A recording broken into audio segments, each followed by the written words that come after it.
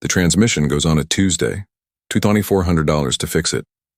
You have $340 in checking and a payday 9 days away. That's the hook. That's what $0 in savings actually feels like. Let's go back and see how you got here and where the road actually leads. You've had a job for 3 years. You've never once had a month where you didn't spend everything you made. Not recklessly, just completely. Rent and groceries and the small conveniences that make a paycheck-to-paycheck life feel survivable. The mechanic quotes $2,400. You put half on a credit card at 24% interest and borrow the rest from your brother, a conversation more uncomfortable than the repair bill itself. You promise to pay him back by the 15th. You mean it. You also meant it the last time. You've heard the phrase emergency fund before, usually from someone who already has money, which is exactly why it never felt like advice meant for you. How do you save 3 months of expenses when you don't have 3 days of buffer?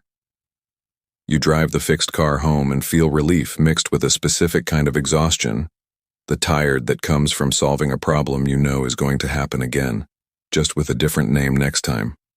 The first truth, at $0, an emergency fund isn't a savings goal.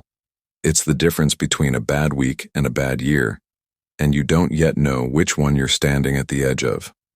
You read that $1,000 is the number financial experts recommend as a bare minimum starter fund, and you build it slowly, $40 here, a canceled subscription there, 6 months of small denials adding up to a number that finally exists.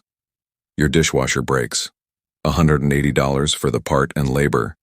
You pay from the fund without borrowing from anyone, without a credit card, without an uncomfortable phone call. It's a small crisis objectively, but it's the first time in your adult life a problem this size didn't cascade into 3 other problems. You immediately feel the pull to refill it, and for the first time saving doesn't feel like deprivation. It feels like patching a hole you finally understand is there. Your friend loses her job the same month. She has no fund at all, and you watch her cycle through the exact panic you lived through at level 1. Credit cards, a call to her parents, a payday loan advertisement she almost clicks. You recognize every stage because you were just there. The second truth, at $1,000, you learn the fund's real job isn't to make you rich. It's to absorb the small, predictable disasters life throws constantly, so they stop becoming large, unpredictable ones. You've built roughly 1 month of expenses. The number feels significant for the first time, less like a buffer and more like an actual asset. You get laid off.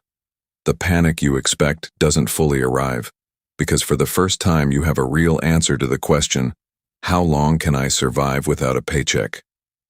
1 month, roughly, before things get genuinely difficult. You spend that month searching for work with a clearer head than you would have had at level 1. Not desperate enough to take the first offer at any wage, not so relaxed you delay unnecessarily. The fund buys you something you didn't expect it would, better decisions, made from a position that isn't pure panic.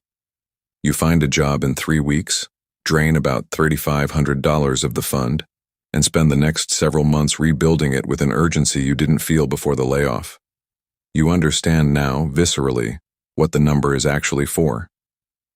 The third truth, at $5,000, an emergency fund stops being theoretical. It becomes the thing standing between I need a job and I need any job immediately regardless of terms. You've hit the classic benchmark, 3 months of expenses, the number every financial article cites as the real target. It took you 2.5 years of consistent, boring contributions to get here. A health scare hits your spouse. Not catastrophic, but a specialist tests a procedure not fully covered by insurance. $6,000 out of pocket over 2 months, a number that would have been genuinely destabilizing a few years ago.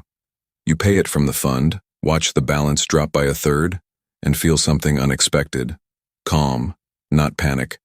The money did exactly the job you built it to do, absorbed a real crisis without touching your credit cards, your retirement accounts, or your relationships. Your parents, who never built a fund like this, call during a crisis of their own, a roof leak they can't immediately cover. You help them, quietly, the way you wished someone could have helped you at level 1. The fund isn't just protecting you anymore. It's starting to protect people around you too. The fourth truth.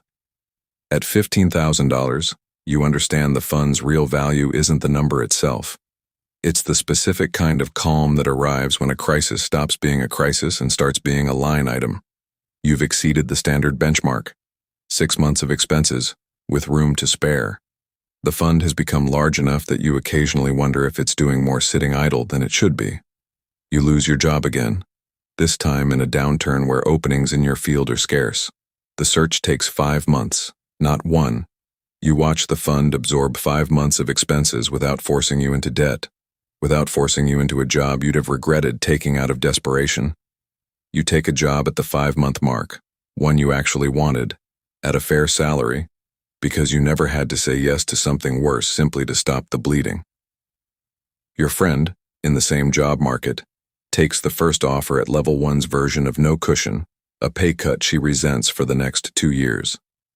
You start reading about the trade-off between an emergency fund earning almost nothing in cash and money that could be invested in growing. The conversation in your head shifts from, "Do I have enough?" to, "Am I using this correctly?" The fifth truth. At $35,000, the emergency fund has done its primary job so thoroughly that the real risk shifts from having too little to holding too much doing too little. You've built a fund that could survive over a year without income. At this size, the fund isn't really protecting against a broken transmission anymore. It's protecting against genuinely catastrophic, multi-month disruptions. Your industry faces a major disruption, layoffs across the sector, not just your company. You watch former colleagues panic in ways you no longer relate to. You're not immune to the fear, but the fear doesn't control your decisions the way it once did. You start a small consulting side project during this period, something you'd never have attempted without the fund underneath you. The fund isn't just protecting you from disaster anymore. It's quietly funding your ability to take calculated risks you'd never have considered at level 1. A friend asks how you're so calm about industry instability. You realize the calm isn't personality, it's arithmetic. Fear shrinks when the math behind it stops being terrifying. The sixth truth. At $75,000, the fund stops being purely defensive. It becomes the foundation that makes offensive moves, risks, opportunities, career changes actually possible. The fund has grown past what any reasonable emergency would require, even a severe one. You have to consciously decide what this money's job actually is now, because emergency fund no longer accurately describes it. You use a portion as a down payment on an investment property, a decision that would have been unthinkable without years of surplus behind you. The fund transitions from purely protective to genuinely productive, working for you instead of just waiting for a disaster. A serious medical emergency hits, the kind that would have bankrupted the version of you from level 1 entirely. 6 figures in costs before insurance negotiations settle. You pay your portion without touching investments, without touching retirement, without a single sleepless night about money specifically. You realize the original transmission repair, the one that started this whole story, would now be paid without a second thought, an amount so small relative to the fund that it barely registers as a decision anymore. The seventh truth. At $150,000, you understand that an emergency fund was never really about the emergencies. It was about buying back the mental space those emergencies used to occupy. The fund has become something closer to permanent financial infrastructure than a rainy day account. It sits across several accounts now, some liquid, some earning more, structured deliberately instead of accumulated accidentally. You help your adult child buy their first car in cash, no loan, no 24% interest, none of the cascading small crises that defined your own 20s. You watch them start their own life without the specific kind of financial fear that shaped your first decade of independence. A friend's business fails, a genuine catastrophe, the kind that used to end in bankruptcy for people without resources. You're able to help meaningfully, not recklessly, but enough to change the trajectory of what happens to their family. The fund's purpose has expanded far past your own life. You think back to the Tuesday the transmission broke, the $340 in checking, the uncomfortable call to your brother. You don't romanticize that version of yourself, but you understand him completely, understand every decision that felt impossible at the time. Somewhere right now, someone's transmission is going out on a Tuesday. They have $340 in checking and a payday 9 days away.